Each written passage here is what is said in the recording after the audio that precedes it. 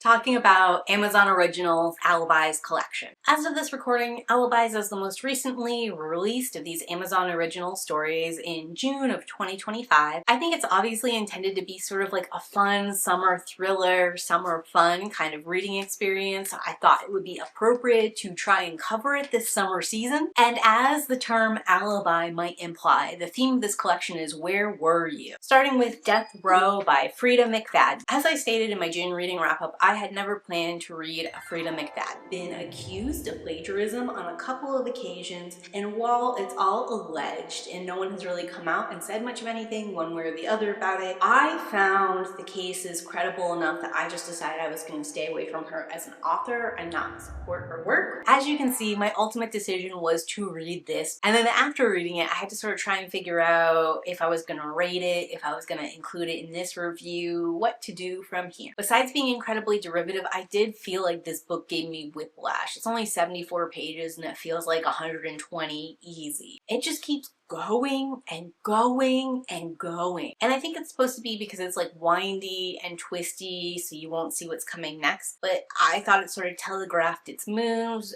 not to mention where it went and how it went there is pretty common in this genre and other genres, I should say. It kind of like smash cut 3 different very regularly done plots together. I haven't read the books that she's accused of plagiarizing, either their originals or her version of them. That's not a project I personally intend to take up, although there are plenty of videos about it you can check out if you want more info on it. What I will say is, based off of how derivative this book was and how I've seen this done so many times before, it actually made me pause a little bit when it comes to these plagiarism allegations. Wonder more if it's just she's doing something generic and so are all these other people that she's been accused of plagiarizing. So like, of course the plot beats are the same because it's just generic bullshit. I don't know, like I don't want to be mean to anyone who likes it. Like what you like. There are things to like about this story. I think the writing style is pretty consumable, popcorn kind of fic. I can see why you'd want to read this as a summer thriller. It's engaging, wasn't fast enough pace for me, but I can see where it would be for most people. To be shady to Liv Constantine for a moment, who's one of the people she allegedly plagiarized, I read her in the Obsession collection and found her pretty generic and boring too. This one was so generic I almost abandoned the project before it really started. Maybe I was missing something about it. From my perspective, the story felt incredibly obvious and lacking. Maybe this is just not my genre overall, and it's not really like a McFadden issue. But here's my line of thinking. If this had been my collection, I wouldn't have included McFadden just based off of the accusations of plagiarism alone. And if I were gonna include her because she's so big in the space she can't be ignored, I certainly wouldn't put her first in the collection, because now I've set up a situation where like we are controversy forward, created a barrier of entry for people who might be avoiding her because of her accusations of plagiarism. Moving me into the Ex-Wives Club by Sally Hepworth. Sally Hepworth is like my star of the summer right now. I really love this story, and I liked the last one I read by her in the Getaway collection as well. And just like a single line or a small gesture, you get the idea of who they are and what they usually would or wouldn't do. Well, I think this story might have been enhanced without the police interview element. I'm not 100% sure how it could have been executed without it. After all, they find this dude dead, so the police have to be involved and they have to be investigating. Certainly, I think Hepworth manages to evade any allegations of propaganda because they don't find who killed this dude. And while we have like one lead female detective who seems like competent, decent at her job, she's paired with this dude who's awful, who's a misogynist and racist, and who's a nepo baby on top of that. And even like the good one, that competent detective, she is really more interested in the sensationalization of this particular crime versus her like regular, more mundane beat. She feels like this is a quote-unquote prestige murder. And it seems like she's way more excited that this guy is dead and she gets to investigate it than she is like horrified over the murder in and of itself. So she's also not a super good person, and if like this is the best of what the police department has to offer, it is not showing a positive of light on police, at least in my own opinion. One connection I made that I want to discuss a little bit is that this story that I love and gave 5 stars is very similar to People Like Them by Minka Kemp, which I gave a 1 star. And I just want to talk about why something that's more or less doing the same thing works so well here and so badly over there. The women coming together to kill Ian aren't doing it for purely altruistic reasons like they are in People Like Them. Ian has hurt all of them except for Yvette, who's the private eye spy that's kind of organizing everyone's alibi so they can get away with this murder, and she is getting paid. Killing Ian does potentially benefit the community at large, but it is not really the primary motivator here. In fact, the guy who does the killing is specifically getting vengeance for the daughter that Ian drunk-drivenly killed. But even more importantly, Hepworth writes these perspectives with a very limited third-person perspective. Like, we are getting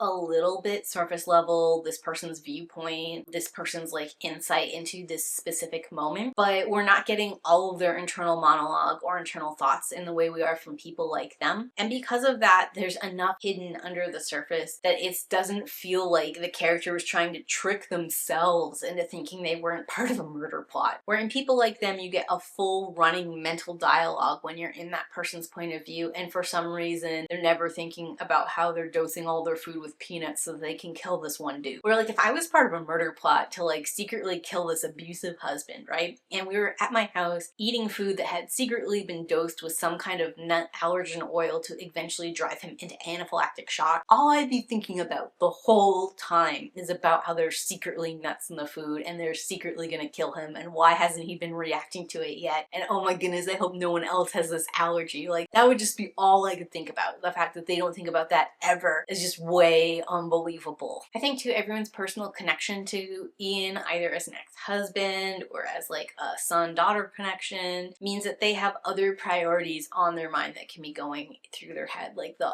first wife is thinking about how he's potentially volatile and dangerous, and she's like legitimately worried about setting him off. And certainly she can be worried about that for its own sake, and also worried about it because it would mess up her plans to have him be killed later that night. And the second wife is very focused on the fact that her daughter got into Harvard and she wants a celebration for her and this acknowledgement from the father. And the importance of this acknowledgement is partially because he's been like ignoring her whole life, but also because she knows that he's gonna be murdered tonight, so this is the last opportunity for him to do, and I'm proud of you, girl. And I think the duality there and the reveal of it later works, where there's not like that duality in a lot of the running dialogues and concerns and People Like Them. As far as the collection theme goes, since we are interviewing everyone literally about where they were when Ian was murdered, this is a literal alibi story, and this is also following the theme of where were you? I don't know if you could be any more on the nose than this is. Moving us into False Note by David Lagercrantz and translated by Elizabeth Denoma.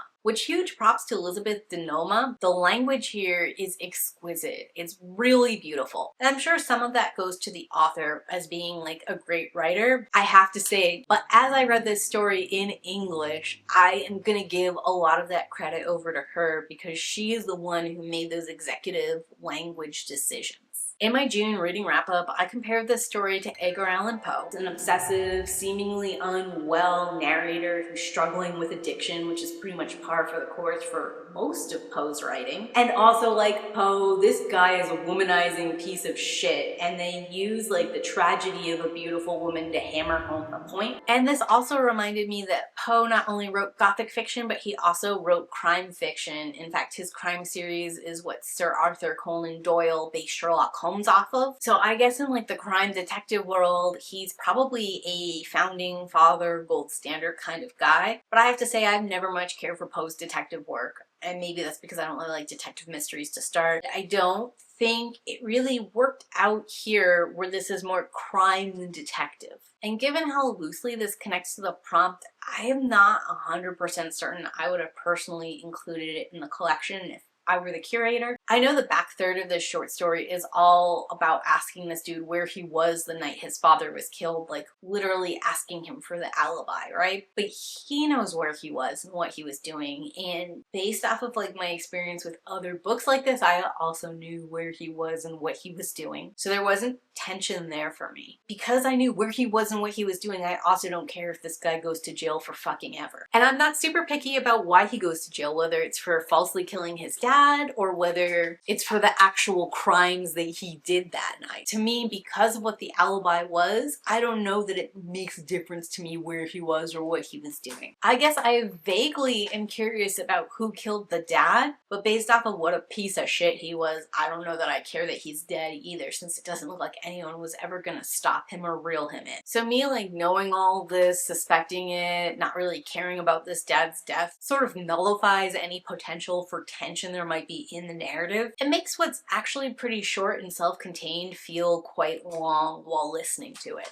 And let's just say there's probably a reason why the woman with the dragon tattoo original 3 books get talked about quite a bit, but the 4th and 5th installment that were written by this guy never get brought up. Rolling me into the Skydivers by Chris Bohjalian. This is the second thing I've read by Chris Bohjalian, and I was really hoping it was gonna start turning this collection around because 2 of the 3 stories I've read so far haven't been awesome. Unfortunately, he didn't pull another slot machine Fever Dreams out for me. I will give Bohjalian credit. This story shows that he has a pretty distinct range in his storytelling ability, since it's very different than Slot Machine Fever Dreams. But the story did read to me as very mean-spirited, as the only likable character was like the guy who got killed in the skydiving accident. The other brother's kind of shitty just from the jump, like overly paternal, a little bit too gruff and mean, doesn't seem that invested in the fact that his dad just died, or that his brother has been there basically alone caring for his dad till the end. And then the reveal where we find out the brother's in Black Ops, and this was like actually supposed to be him getting killed, but he swapped packs, so it was his brother getting killed. It felt very senseless. It didn't feel very satisfying. There was this whole other element about one of the witnesses being like ex-military and intelligence and thinking she had unique insight into what happened and how it happened, and her getting fooled by the Black Ops thing too, even though she was technically right. Did not feel very thrillery to me, partially because I was like, I don't care about these folks. It also doesn't feel very clever to me that she's right, but she like picked the wrong person to be the spy or whatever. And most of the time I would say the issue is that I don't like military fiction, I don't like intelligence, espionage fiction, and that's why this didn't work for me. But the truth of the matter is the story graph reviews are really low overall, so I have to assume that nobody liked it and that it just doesn't execute well, period. As far as the collection's themes, quote unquote, where are you, or what your alibi is, I don't know that it succeeds there at all. I suppose there's this one moment where the brother witnesses 2 people out at the airplane hangar overnight, and he suspects that it might be his brother, so he goes to see if his brother's in his room, which he is. And once that happens, there's no longer any question about where everyone is or why they're there. You know, telegraphing that one of the hired help hands was secretly the spy because they're from the Soviet or the Ukraine, I can't even remember which, but like they kept mentioning his ethnicity being different and him being an immigrant, and I was like, okay, this is the guy who's the spy, and also this is teaching us to fear the other, and I don't like that either. There's questions about what happened and how it happened, but there's not any questions about who was involved and where they were at the time of the death. Rolling us into The Good Neighbor by Chad Zunker. I like this story well enough. It's sort of like a fluffy one-off action piece. It's not super original, and any capacity it has to shock is just not really there for me. It was moving at a brisk enough pace with enough things boom, boom, boom, boom, boom happening that I was like, okay, I'm mostly engaged here. And there was like this behind the scenes element that I was kind of chewing on about people's kinds of friendships and the expectations for friendships, especially a gendered expectation for friendship, which I talked about a little bit in my June reading wrap up. Beyond that, there's also sort of like this overlying question about what it is to be in a marriage and in a relationship, and like a true marriage versus like a for show marriage. So like this one woman and her relationship with her lawyer husband seems like it is for show and there's no real love there. And because of that, it's like super lonely and sad for her and also very precarious. Meanwhile, our main character is in a real relationship with her husband. And because of that, he supports her when she's going to do something he he thinks is wrong but she thinks is right. And he's also highly concerned for her when she's like missing after the shooting has happened, and he's kind of like running all around trying to get to her and trying to make sure she's safe and secure, especially as things continually to escalate. And even though there are a couple opportunities where he could think that maybe she was in on murdering this husband, he never questions that or believes that's a possibility for his wife, which I kind of